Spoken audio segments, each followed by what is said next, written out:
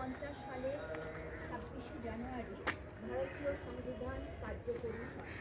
আনুষ্ঠানিকভাবে এই দিনটিকে ভারতবর্ষ সার্বভৌম গণতান্ত্রিক রাষ্ট্র হিসাবে আত্মপ্রকাশ করে। সেই থেকে আমরা 26শে জানুয়ারি দিনটিকে ভারতীয় প্রজাতন্ত্র দিবস হিসাবে পালন করি। ভারতের সংবিধান হল ভারতীয় প্রজাতন্ত্রের সর্বোচ্চ আইন। ডক্টর ভীমরাও আম্বেদকর আমাদের সংবিধানের জন্ম।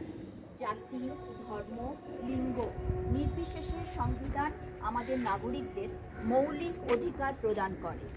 প্রজাতন্ত্র দিবস আমাদের ভগৎ সিং, নেতাজি সুভাষচন্দ্র বসু, লালা লাজপত রায়, রানী লক্ষ্মীবাই, বাল গঙ্গাধর তিলক, তাতিয়া টোপি, গান্ধীজির মতন মহান স্বাধীনতা সংগ্রামীদের আত্মত্যাগের কথা স্মরণ করিয়ে দেয়। তাদের উদ্দেশ্যে জানাই আমাদের অন্তরের শতকোটি প্রণাম ও শ্রদ্ধা। তারা আমাদের স্বাধীনতার জন্য লড়াই করেছিলেন, যাতে আমরা একটি গণতান্ত্রিক দেশে স্বাধীনভাবে বসবাস করতে পারি। প্রিয় ছাত্রছাত্রীরা, তোমরাই ভারতের ভবিষ্যৎ।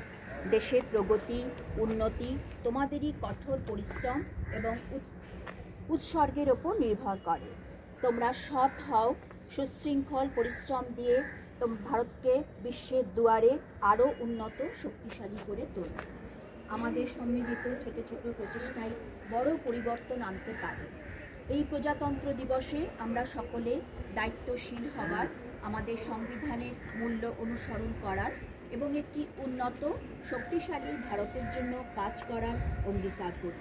আমরা এই দিনটি গর্ব, ঐক্য এবং দায়িত্বের সাথে উদযাপন করি। ধন্যবাদ। জয় হিন্দ, বন্দে মাতরম। জয় হিন্দ।